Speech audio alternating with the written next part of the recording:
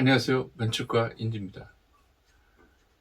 오늘 건축 디자인 원리 조화 중 마지막으로 공간으로 본 조화에 대해 설명드리도록 하겠습니다. 보시는 사진은 시드니 오페라 하우스입니다. 이 건물을 보고 많은 사람들이 여러 가지 연상을 하고 많은 설들을 갖고 있는데요. 어떤 사람들은 이 건물이 오렌지의 껍질을 모았던 형상이다. 어떤 사람은 귤 조개를 여러 가지 포개어서 나타낸 형상이다. 어떤 사람은 넘실대는 파도를 연상해서 만들었다고 이렇게 또 이야기를 합니다. 그런데 어떤 환경 전문가는 이 건물을 주변의 문맥으로 봤을 때 저렇게 큰 다리의 형상으로 들어갔고 수많은 배들의 흐르는 물살 이런 것들이 이렇게 중첩이 되어서 만들어졌다는 사람도 있고요. 또 어떤 사람은 시드니의 전체적인 지형 기후 풍토가 여러 섬들이 서로 중첩되어 이어져 있는 모습을 하나의 건물로 표현했다는 사람이 있습니다. 이 모든 상황을 정리해 보면 이런 오페라 하우스가 시드니와 찰떡궁합처럼 잘 조화를 이루어서 여러 사람들의 연상을 일으키기도 하고 시드니화된 건물로서 사람들이 많이 좋아하는 건물이 되겠습니다. 그런데 뉴욕 세계무역센터 역을 한번 봐주시기 바랍니다. 지금 빨간 점선으로 표현되어 있는 건물인데요. 주변에 있는 뉴욕의 전형적인 박스형 건물의 숲속에서 저렇게 뭔가 이질적이고 그것도 하얀 건물이 저렇게 뉴욕에서 생존할 수 있고 그리고 뉴요크가 사랑하는 건물로 변모했다는 것은 앞서 말씀드린 연상이 되고 뭔가 주변 환경을 모사를 하고 거기에 영향을 받은 걸로 해서 사랑을 받았던 건물과는 또 다른 모습으로 지금 뉴욕 세계무역센터는 존립을 하고 있습니다. 그 이유에 대해 좀 설명을 좀 드리면 지금 보시는 것처럼 떠오르는 연상이 있지 않습니까? 사실은 여기 이 자리가 9.12 테러로 인해서 끔찍한 사고가 났던 자리입니다. 근데 그런 아픔의 역사를 갖고 있는 이 장소를 지금 보시는 건물의 형태가 어떤 도약하는 새의 모습, 그리고 평화의 비둘기가 이 지역에 안착하는 모습 등으로 인해서 새의 모습을 많이 담고 있기 때문에 사람들은 여기서 의미를 부여하게 됩니다. 즉, 아름다운 생각과 이 희망을 주는 그런 건물이 이 여기에 안착되어 있다고요. 그래서 스토리텔링이 되는 것입니다. 많은 사람들이 의미를 부여하면서 이것이 주변의 다른 복잡한 그 뉴욕의 사각형 건물에서도 생존할 수 있고 존립할 수 있고 주변과 어울릴 수 있는 건물화되었던 것입니다. 그래서 여기에 있는 형태들을 좀 더 살펴보면은 수많은 뼈대로 이루어져 있어서 첫 번째 보이는 뼈대는 거의 V자형 모습이나 이것이 서로 다른 크기가 이어져 모여서 연상은 새의 모습으로 연상이 되는 것입니다. 결국 이러한 구조를 만들었던 이유는 더 근본적인 이유가 여기 세계무역센터역은 지하철입니다. 지하의 역사 공간을 쾌적하고 환하게 만들어주는 걸 하기 위해서는 수많은 구조적인 뼈대와 뼈대 사이를 틈을 벌려서 채광창을 만들어서 빛이 실내로 유입되게끔 하는 것입니다. 건축적인 형태가 기능적으로는 채광을 위한 형태를 갖고 있지만 이것이 다 이어 묻혔을 때는 연상되는 것이 새 형태가 되면서 이중적인 코드로 해서 시너지 효과를 받는 것입니다. 그래서 뉴요커들한테 사랑을 받게 되는 것입니다. 근데 제가 조화를 설명하면서 뉴요크의 사랑을 받는 건물이라고 설명하면서 건물이 공간, 장소 내에서 조화를 이룬다는 것은 그 건물이 오랫동안 지탱할 수 있고 인간의 삶에 영향을 주고 인간의 삶에 이로움을 줄 수 있어야지만이 조화로운 건물로서 어울리는 건물로서 살아남을 수가 있습니다. 아까 말씀드린 스토리텔링으로서 의미를 부여받음으로써 이 건물이 사는 경우도 있고요. 물론 그것만 있어서는 안 되고 기능적으로도 해결이 돼야 되는 것처럼 지금 보이시는 로마 수도교는 수천 년을 지탱해서 이어져 온 건물입니다. 이 건물이 만들어졌을 당시에는 그 마을에 수도, 즉 물을 공급해주는 기능으로서 이 기능들이 존립했겠지만 사실은 이 건물의 위치를 보시면 마을 한가운데를 가로지르고 있습니다. 이 사람들의 주민들의 생활에 상당한 불편을 초래하면서도 이것이 수천 년 동안 유지할 수 있었던 것은 해마다 수천 명의 수많은 사람들이 관광객들이 이쪽을 방문해서 이 마을 사람들한테 관광 수익을 줄 수 있기 때문인 것입니다. 따라서 공간에서의 조화로운 건물이라는 것은 오랫동안 생존할 수 있어야 되는데 이것이 인간의 삶에 영향을 줄 수 있고 그것이 좋은 방향으로 갔을 때 이 건물이 살아남게 되고 결국은 어울리게 되면서 조화로운 건물로 디자인이 획득이 되는 것입니다. 사람들의 삶에 영향을 줄 수 있는 건물이고 이득을 줄 수 있어야만이 건물이 오랫동안 지속이 된다고 말씀을 드렸는데 우리나라의 사례를 갖고 단축으로 좀 설명을 드리면 좀 더 와닿지 않을까 생각됩니다.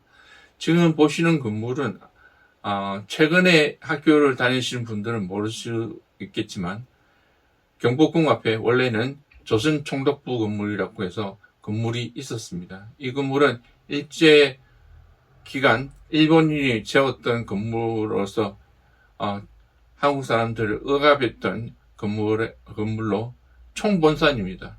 그래서 수많은 사람들의 원성을 갖고 있는 건물입니다. 물론 해방이 되고 나서 초대 정부가 세워진 정부청사이기도 하고 그 이후에는 아이러니하게도 우리나라 역사를 방문하는 국립중앙박물관으로도 활용이 되었습니다. 지어진 건물이니까 활용해보자는 그런 측면도 있지만 그런 논리보다는 사람들이 이 건물을 더 싫어했습니다. 누구나 일제에 대한 감정, 나쁜 감정을 이 건물을 보면 인상이 된다는 것이죠. 그래서 결국은 1990년대에 이 건물을 철거하게 되었고요. 그래서 철거하게 되면서 우리는 온전한 경복궁의 모습을 광화문 광장 앞에서 바라볼 수 있게 되었습니다. 이처럼 공간에서 좋아하는 사람들에게 어떤 이득을 주고 어떤 기쁨을 줘야지만이 이것이 오랫동안 생존할 수 있고 전립을 할 수가 있습니다. 그렇지 않은 경우에는 이렇게 과감하게 철거되어져 버리는 역사의 대안기로 사라져 버리게 되는 것입니다. 인간이 조화를 추구하면서 적응성을 좀 말씀을 드리고 싶습니다. 여기 부산 관천동 태극마을은 피난민들이 만들었던 건물입니다. 6.25 전쟁으로 인해서 작은 부산에 수십만 명이 갑자기 들어오게 되면서 인구의 폭발로 인해서 주거의 수요가 감당이 안 돼요. 이렇게 산으로 사람들이 올라가게 돼서 지어진 건물입니다. 이 건물에 대해서는 모형을 가지고 좀 더 사람들이 이런 열악한 산이라는 환경을 어떻게 극복하고 적응을 하면서 조화롭게 살았는지에 대해서 설명을 좀 드려보도록 하겠습니다. 우선 설명의 방법이 모형으로 가야게 됐던 그 이유에 대해서 먼저 설명을 좀 드려야 될 것 같습니다. 왜냐하면 앞서 공간에서의 본 조화는 도시 환경에서 공간과 인간 사이에 상호 이득을 주는 사회성에 대해 기반을 두었다면 지금 감천동 태극마을은 원시 자연 상태를 개발하여 도시화함으로써 공간에서 사람들이 조화를 찾는 방법을 말씀드린 것이기 때문입니다. 즉 구체적으로 재료와 공법 등 물리적 환경을 다루게 됨을 염두에 두고 설명을 들어주시기 바라겠습니다. 태극마을은 앞서 설명을 드렸던 것처럼 6.25 전쟁으로 인해서 피난민들이 내려와서 부산에서 정착을 하게 되는 그런 과정에서 생긴 마을입니다. 이 집단의 큰 특징은 태극도라는 신앙을 중심으로 신앙인들과 그리고 그를 같은 이해관계를 갖고 있는 일반 사람들이 뭉쳐서 이 마을을 만들었는데 이 마을의 특징이 좀 있습니다. 왜냐하면 이 마을은 산을 깎아서 만들었다는, 즉 토목기술을 적용했다는 것이 아주 특이한 내용인데 일단 부산 태극마을은 산기슭부터 마을을 만들기 시작했습니다. 보시는 바와 같이 석축에서 어느 정도 이격, 그러니까 한 1.5m, 2m 정도의 간격을 띄고 집을 지었는데요. 이것은 두 가지 이유가 있습니다. 하나는 채광과 환기를 위해서인 것입니다. 지금 옆에 태극마을의 사진을 보시면은 집들이 같은 레벨로 해서 쫙 수평적으로 나란히 맞벽으로 그냥 쭉 나란히 옆에 수평으로 가고 있습니다. 이것은 그 전면과 후면이 최소 이면이 외기로 개방되어 있어서 환기가 잘 되게끔 구조가 되어 있고요. 그리고 이 뒤쪽 부분이 골목길을 형성하게 됩니다. 지금 태극마을의 특징은 일반 도시의 격자 무늬의 뭐 도로 체계라든지 이런 것이 전혀 보이지 않습니다. 무조건 집들이 전면에 다 나와 있기 때문에 아마 그 광경이 다른 도시와 달라서 이것이 많이 유명했던 그런 장소가 되는데, 비밀은 골목이 다 집 뒤쪽에 이렇게 숨어 있다는 것이 특징이 되겠습니다. 이렇게 산기슭에서 시작해서 1단계로 이렇게 토목 공사를 해서 집을 지었고요. 그 다음에 두 번째는 피난 시절에서는 전쟁 중이기 때문에 모든 집들이 판잣집으로 구성을 했을 겁니다. 그리고 전쟁 이후에 그리고 어느 정도 산업이 형성되는 60년대 초반부로부터는 이런 집들이 판잣집이 아닌 시멘트 블록집으로 바뀌게 되고 차츰 근대화의 집으로 좀 변모가 됩니다. 그렇게 함으로 해서 특징이 나타났는데, 그것은 아래 세대의 옥상을 윗세대에서 마당으로 이렇게 전용하는 그런 경우가 되겠습니다. 이것은 아까 말씀드린 것처럼 1세대, 2세대가 어느 정도 서로 의견이 맞는, 그리고 뭐 거의 시족 사회처럼 이렇게 잘 단합되는 마을 구성원들이기 때문에 이렇게 아랫세대의 옥상을 윗세대에서 마당으로도 쓸 수 있었는데요. 이것은 아무래도 2, 3세대까지만 했었고 그 뒤에 4, 5세대, 5세대 넘어와서 지금 현재는 이렇게 윗세대가 마당으로 쓰는 흔적은 많이 없습니다. 그 이유는 각 세대별로 지붕을 쌓게 될 거고요.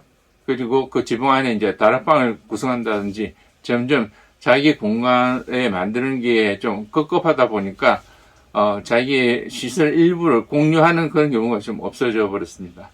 조금 아마 이런 게 잘 정착이 됐다면 좀 더 여기 있는 태극마을이 좀 더 환경이 많이 좋았을 겁니다. 왜냐하면 마당을 갖고 있기 때문에 어느 정도 소통이 되어 있는 그런 공간으로 했을 건데 그게 안 되고 계속 밀집도가 높은 그런 마을로 변모가 됩니다.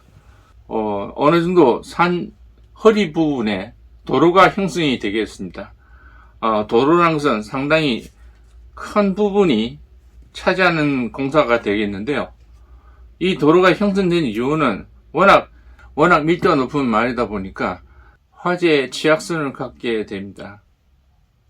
그래서 산 중간부터라도 도로를 내어서 소방차가 지나갈 수 있게끔 만들었는데, 그래서 이 도로를 삼복도로 혹은 마을 주민들은 이 도로를 소방도로라고도 합니다.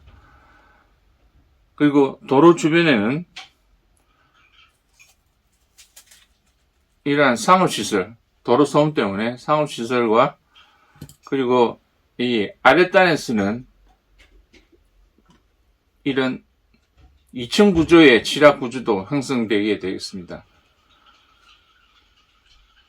이상 태극마을에 대한 설명을 좀 마쳤고요. 그 다음에 산토리니라는 지금 태극마을과 상당히 다른 방법으로 마을 구성했던 사례를 가지고 설명을 드리도록 하겠습니다.